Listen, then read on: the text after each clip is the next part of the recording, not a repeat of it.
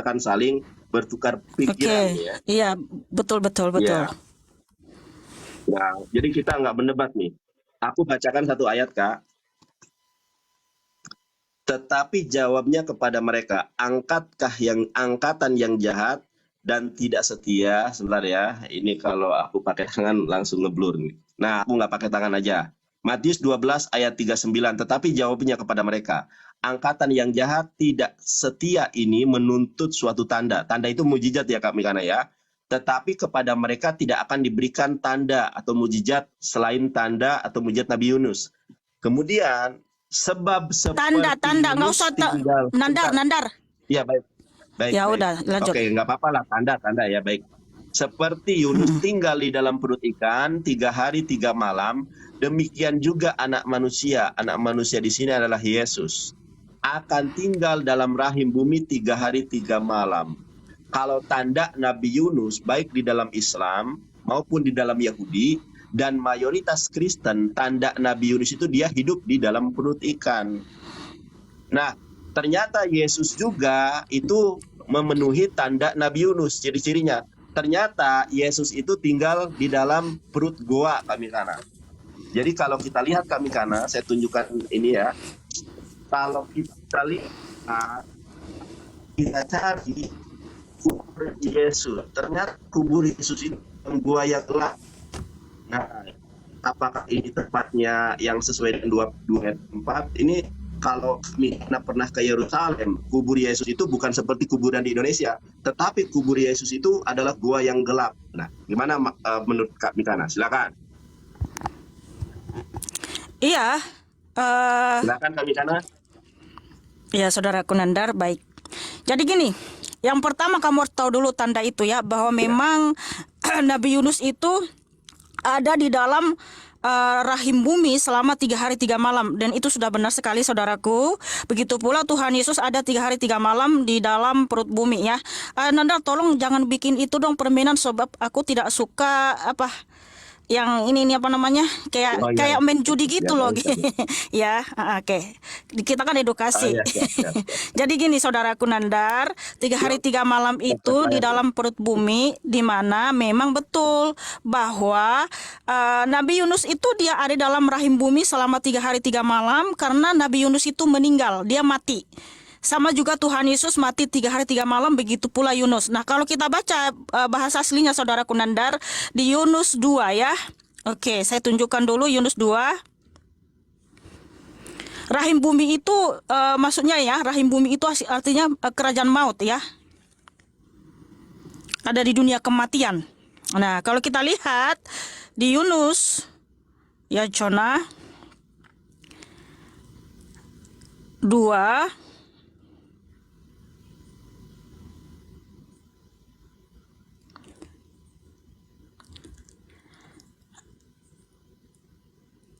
ayat 2.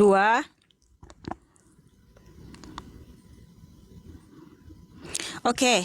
Jadi kalau kamu lihat Nandal bahwa si Nabi Yunus itu ada memang di rahim bumi itu di Seoul ya. Seoul itu Hades, saudaraku Nandar. Itu dunia kematian nih. Ya, Yunus 2. Coba nih, Yunus 2 ayat 2. Kalau kita lihat di situ ya, wayomeh karati misarah li el Yahweh wa aya ini mi beten Seol. Nah, jadi Nabi Yunus itu dia berteriak dari perut bumi, dari dunia kematian, dari Seol. Seol ini kan dalam bahasa Yunaninya adalah Hades, yaitu dunia kematian, simati samatia ya. Begitu pula kalau kita lihat ya di Yunus 2 ayat mana tadi yang saya lengkar itu. Sabar Kak Mikana, sabar ya Kak. Tenang aja ya, Kak, nih. bakal kemana-mana kok Kak. Ya, katanya dalam kesusahan aku berseru kepada Tuhan dan Ia menjawab aku. Dari tengah-tengah dunia orang mati aku berteriak dan kau dengarkan suaraku. Jadi Nabi Yunus itu berteriak dari dunia orang mati ya, dari Seol, dari Hades. Kemudian di ayat 6, di dasar gunung-gunung aku tenggelam ke dasar bumi, pintunya terpalang di belakangku untuk selama-lamanya. Ketika itulah engkau naikkan nyawaku dari dalam liang kubur ya.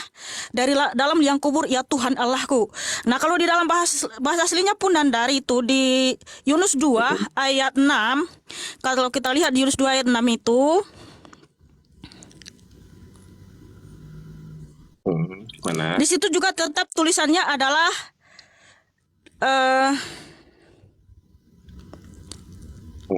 Gimana tuh?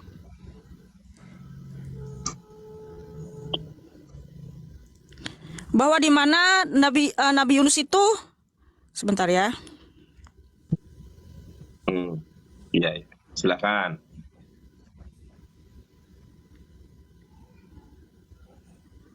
Sabar kami karena tenang aja, aku nggak bakal. Ayo jawab. Nggak apa-apa. Iya.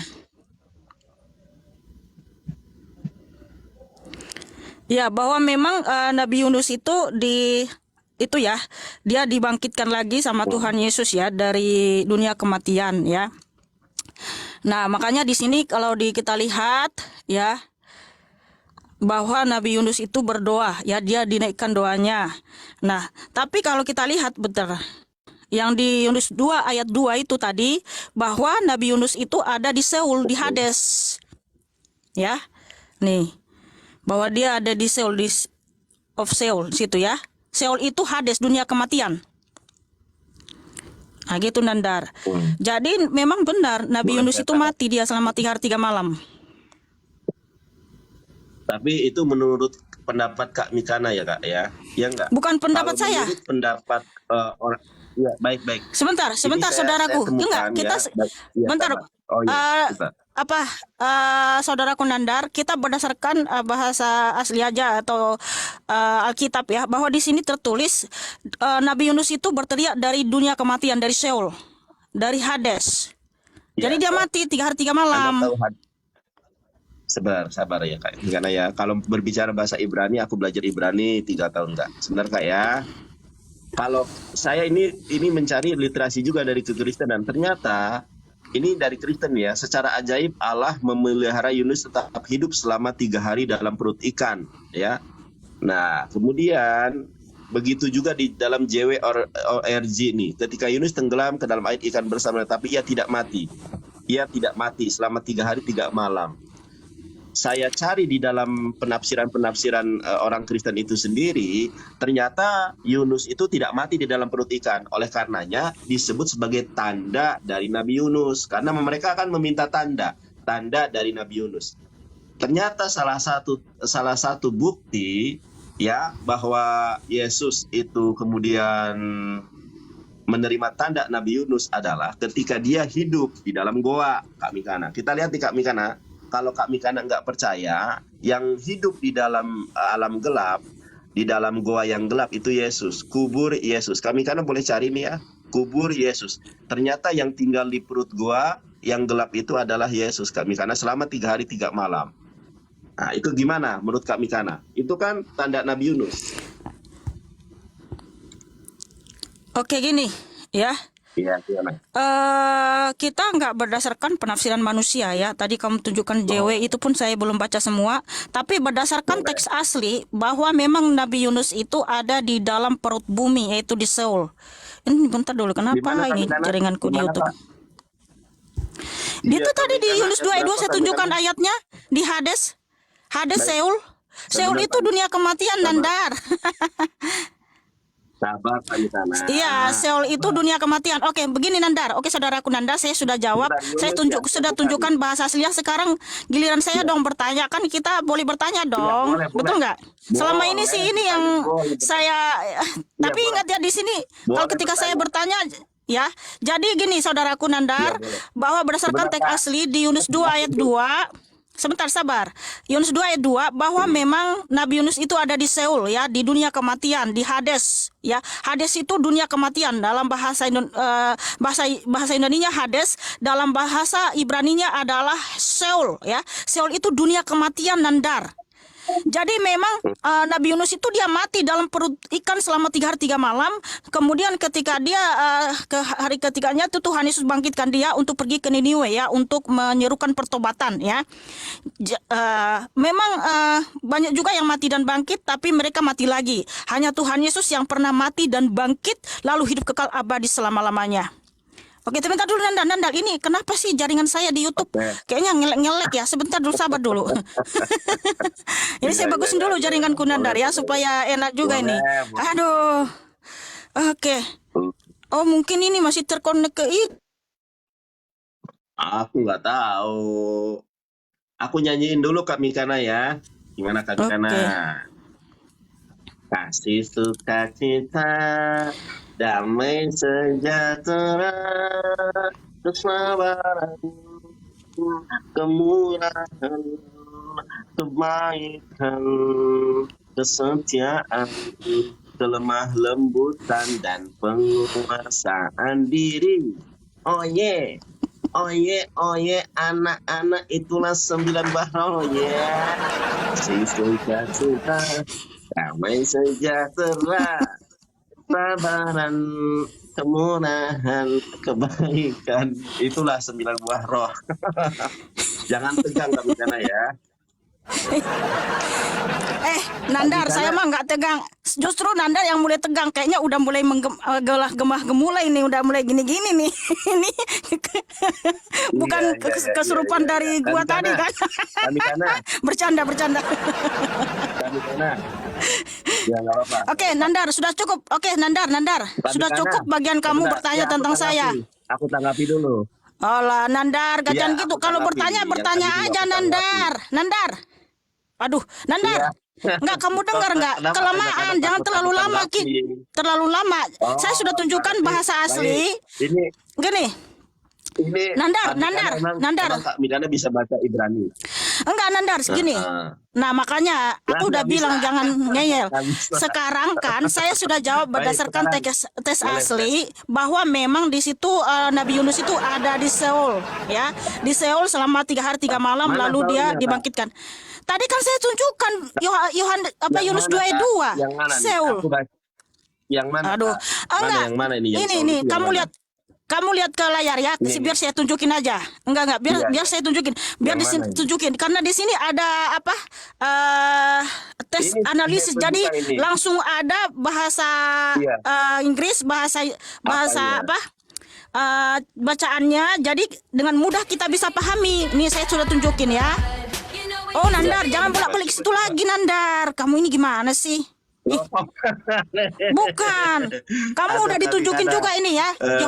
Jona 2 ayat 2 nih. Di sini kan ada kata Seoul nih. Itu. Udah jelas Seoul itu udah. Tuh. Seoul nih lihat tuh. Udah lihat belum? Seoul itu dunia kematian, Nandar, Hades. Hah? Oh, bukan Kak. Oke. Bukan dunia kematian, Kak. Itu Seoul bukan Hades, Kak. Ini aku bacakan Seoul ya. itu dunia kematian Hades, Nandar. Oke? Sekarang kamu terima atau tidak? Ini aku bacakan ya. Nandar. Kak Mikana ini aku bacain nggak? Nandar, enggak, udah cukup. Nandar, saya sudah tunjukkan. Nggak bisa. Enggak, saya sudah tunjukkan dari ya, saya udah cukup dong. Kan saya sudah tunjukin berdasarkan apa yang tertulis dalam bahasa asli bahwa di situ Seoul. Nah, sekarang giliran saya bertanya, tapi ingat ini bukan jadi kamu jangan framing saya menghujat ya. Saya hanya bertanya loh. Karena selama ini saya bingung gitu. Ketika saya baca kitab saudara, saya bingung gitu loh ya. Di Al-Furqan Al-Furqan 67 sampai 68 saudaraku. Sampai 69. Coba kamu baca saudaraku. Al-Furqan 67 sampai 69. Surat. Iya. Iya, sabar Kak ya. Iya, gantian ya. Saya hanya bertanya ya, Nandar. Baik. Al-Furqan 67 sampai 69. 67 ya. Sebentar. Jadi aku nggak boleh nanggapi yang Seoul ya. Seoul itu ibu kotanya Korea Utara.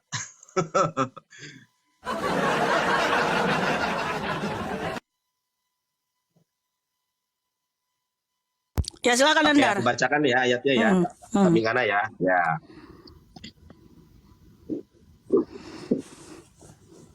Oke, Quran surat Al-Furqan ya. Ayat 67, betul? 67 sampai 69. Oke, aku bacakan ya. Bentar, biar enggak ini pakai pulpen ya. A'udzubillahi minasyaitonirrajim. Bismillahirrahmanirrahim. Walladzina idza anfaqu lam yusrifu walam yakturu wa kana baina dzalika qauman. Dan orang-orang yang apabila membelanjakan harta mereka berlebihan dan tidak pula kikir. Ini adalah pembelajaan di tengah-tengah antara yang demikian. Oke, sudah 67 ya. Saya lanjut ke 6 berapa nih? 67 ya.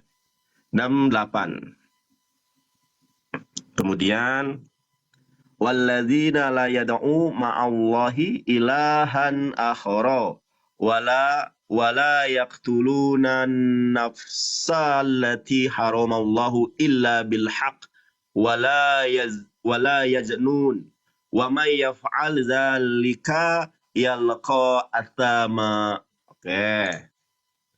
Dan orang-orang yang tidak menyebabkan yang lain dan tidak membunuh jiwa yang diharamkan Allah untuk membunuhnya kecuali dengan alasan yang benar dan tidak berzina. Barang siapa yang melakukan demikian, dia mendapat pembalasan dosanya. Ayat ke-69. Ayat ke-69, yudha'af lahul 'adzabu yaumal qiyamati wa yahlud fihi muhana. Artinya, yakni akan dilipat gandakan azab untuknya pada hari kiamat dan dia akan kekal dalam azab itu di dalam keadaan terhina. Apa yang mau ditanyakan terkait ayat ini? Nah, kalau saya Kami kanan? ya, saya kan download Al-Quran juga di HP saya gitu Ya. kan. Nah, kalau saya baca di situ Ya. Al-Furqan 67 kan, dan termasuk hamba-hamba Tuhan yang Maha Pengasih orang-orang yang apabila menginfakkan harta ya, mereka tidak berlebihan dan tidak pula kikir di antara keduanya secara wajar. Nah, menginfakkan harta kemudian juga tidak kikir itu perbuatan baik, betul Nandar? Perbuatan baik kan? Gimana? Menginfakkan harta, tidak kikir, itu perbuatan baik, betul ya? Oke, Betul. di 68, Terus? dan orang-orang yang tidak menyekutukan Allah dengan sesembahan lain dan tidak membunuh orang yang diharamkan Allah kecuali dengan alasan yang benar dan tidak berzina. Nah, tidak menyekutukan Allah di dalam iman kalian itu perbuatan baik, benar? Ya, Kemudian tidak membunuh itu perbuatan baik, benar? ya. Terus? Tapi kenapa Nandar orang-orang yang melakukan ya tidak berzina, tidak menyekutukan Allah, tidak membunuh ya, yang menginfakkan harta, kenapa malah mendapat hukuman yang berat, malah dilipat gandakan azabnya di hari kiamat, yaitu kekal di neraka dalam keadaan terhina? Terus permasalahannya apa? Itu tadi pertanyaan saya Nandar, saudaraku yang manis, Ya. bahwa kenapa ketika menginfakkan harta, tidak pelit, tidak menyekutukan Allah, ya, tidak membunuh, tidak berzina. Nah, kenapa orang yang melakukan hal-hal kebaikan itu justru malah mendapat hukuman yang berat di neraka, bahkan azab dilipat gandakan kepada dia di neraka dengan keadaan terhina? Kenapa? Boleh saya jawab? Ya, silakan Boleh? saudaraku, silakan. Baik. Inilah bismillahirrahmanirrahim teman-teman ya. Al-ilmu qoblal qaul wal amal. Kalau di dalam Islam itu al-ilmu qoblal qaul wal amal. Berilmu terlebih dahulu sebelum berbicara dan sebelum berbuat. Kak Mikana harus tahu bahwa Al-Quran itu bahasa Arab. Satu, Al-Quran itu bahasa Arab dan Al-Quran itu bukan bahasa Indonesia. Adapun bahasa Indonesia itu adalah terjemahan. Jadi terjemahan ini banyak yang kemudian tidak menjadi representatif dari ayat Al-Quran yang sesungguhnya. Seperti halnya tadi 2 Petrus 2 ayat keempat. Di dalam 2 Petrus 2 ayat keempat tidak ada kata goa, tetapi terjemahannya kata goa ada. Nggak ada kata goa di dalam bahasa Yunani di dalam 2 Petrus 2. Tetapi ayat ini kemudian dijadikan ayat untuk mendiskreditkan Nabi Muhammad SAW. terkait kasus ini nanti saya bacakan ya tafsiran dari para alim ulama. Tapi satu hal, rumpun semitik ini kadang apa ya? Contoh Kak Mikana, kalau saya bertanya umur ya, kalau saya bertanya umur di dalam bahasa Ibrani itu bertanyanya begini, ben kama atah kalau misalnya laki-laki, ben kama atah kalau diartikan secara parsing, ben anak, kamah berapa, atah Anda. Berapa anak Anda? Nah, kalau diterjemahkan, kalau diartikan secara kata per kata. Kalau untuk perempuan, bat kamaat, bat anak perempuan. Ya, kamah berapa, at.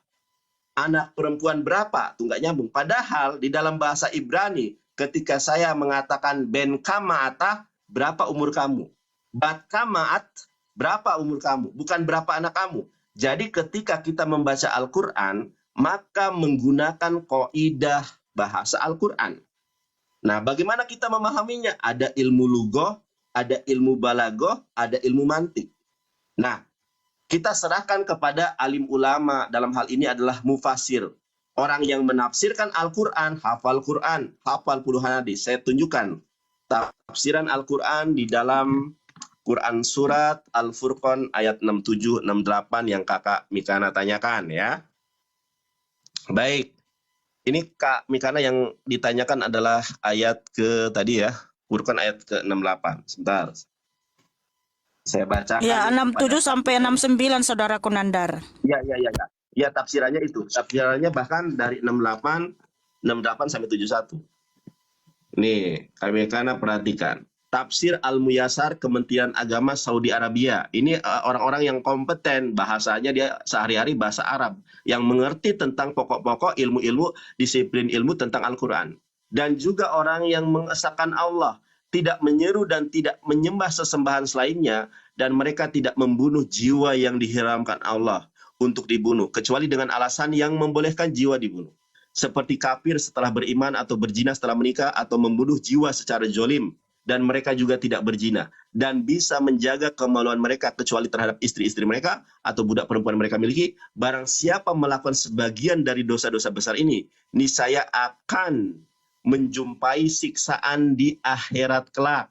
Siksaan dilipat gandakan baginya di akhirat, dan ia akan kekal di dalamnya dalam keadaan hina lagi rendah. Jadi yang melakukan Kak Mikana yang mendapatkan ajab gitu loh. Yang melakukan apa? Yang melakukan perzinahan, yang melakukan pembunuhan. Oke, itu Al-Muyassar ya.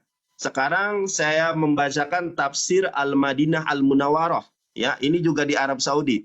Syekh Profesor Dr. Imad Juhair Hafid, Profesor Fakultas Al-Quran Universitas Islam Madinah. Dan mereka, ini dari 68 sampai 7, dan mereka tidak menyembah Tuhan yang lain bersama penyembahan kepada Allah. Tidak membunuh dengan sengaja orang yang Allah haramkan untuk dibunuh, kecuali karena dibenarkan dalam pembunuhan yang dibenarkan adalah seperti membunuh orang murtad, membunuh pezina yang telah menikah, dan membunuh orang yang telah membunuh orang lain, bukan untuk menegakkan kisos dan tidak melakukan perbuatan zina. Kemudian di paragraf berikutnya, dan barang siapa yang melakukan perbuatan-perbuatan dosa tersebut, maksudnya dosa Kak Mikana, dosa perzinahan, dosa membunuh. Jadi yang dimaksud ayat itu semacam apa yang saya sampaikan. Kalau Kak Mikana kemudian mau lebih mengeksplor lagi, Kak Mikana lihat ini adalah tafsir web ya. Ini lengkap Kak Mikana, lengkap apanya? Lengkap tafsirannya ya. Nah, saya tunjukkan nih Kak Mikana. Oke, ini tafsiran juga banyak nih.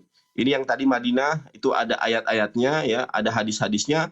Kemudian tafsir Al-Muqassar, markas tafsir Riyadh, tuh banyak sekali nih.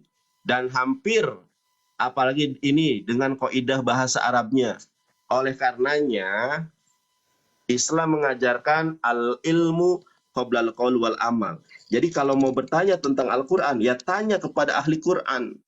Para mufasir sudah menjelaskannya. Dan orang yang menafsirkan dan orang yang menjelaskan Al-Quran itu adalah orang yang hafal Quran. Orang yang ahlul hadis. Berbeda dengan Alkitab. Alkitab kenapa 2 Petrus 2 ayat keempat kok ada kata terjemahan goa, sementara di dalam bahasa Yunaninya itu adalah rantai, bukan goa. Begitu Kak Mikana ya.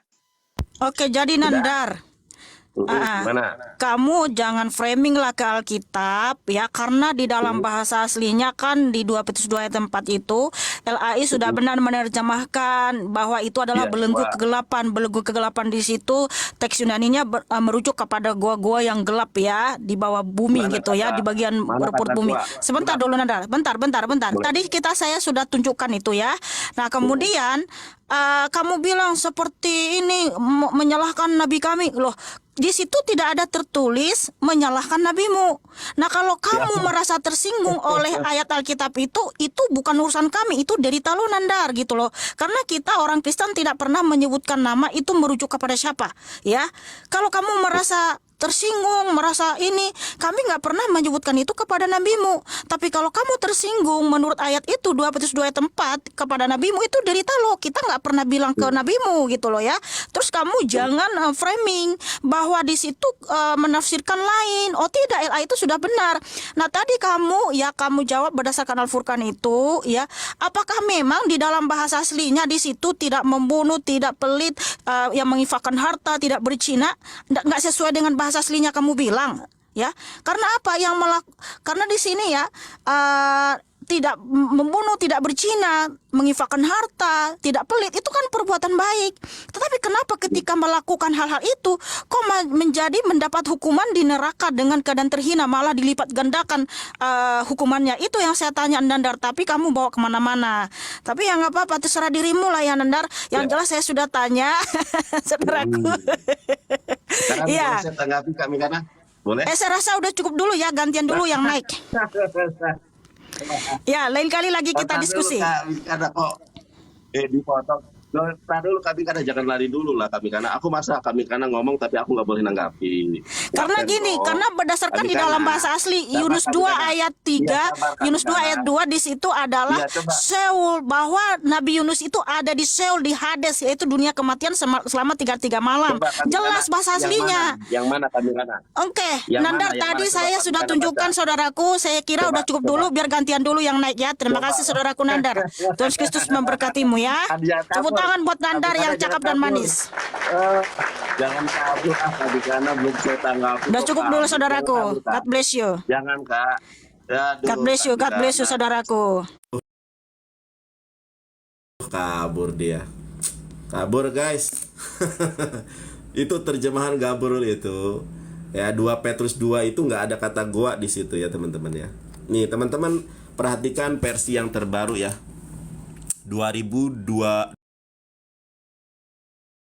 2018.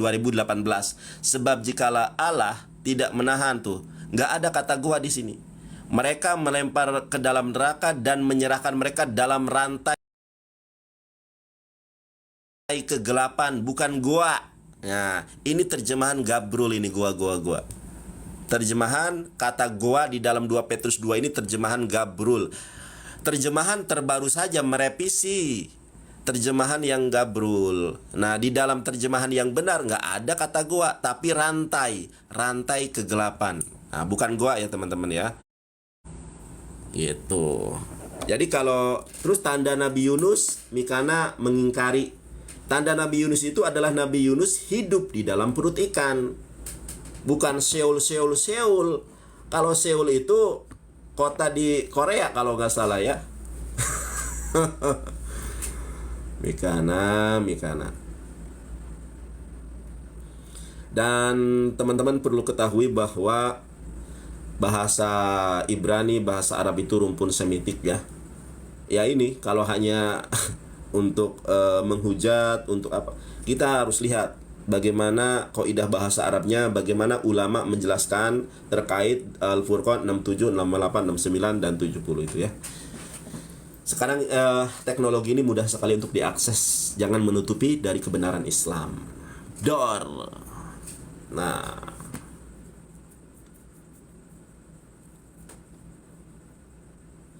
Zu, terima kasih sudah bergabung.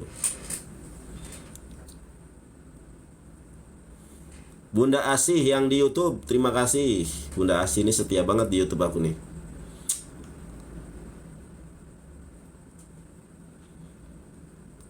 Untuk teman-teman yang di YouTube aku akhiri dulu ya. Teman-teman yang di YouTube aku akhiri dulu sesi pertama ini. sudah 1 jam 9 menit yang berada di YouTube. Saya aturkan terima kasih. Mudah-mudahan apa yang kita diskusikan pada malam hari ini bermanfaat. Untuk teman-teman yang di YouTube saya aturkan terima kasih. Untuk teman-teman yang di YouTube saya akhiri dulu. Live kita sudah 1 jam, karena kalau terlalu panjang kadang orang malas nontonnya ya. Terima kasih. Lahir traot. Bye.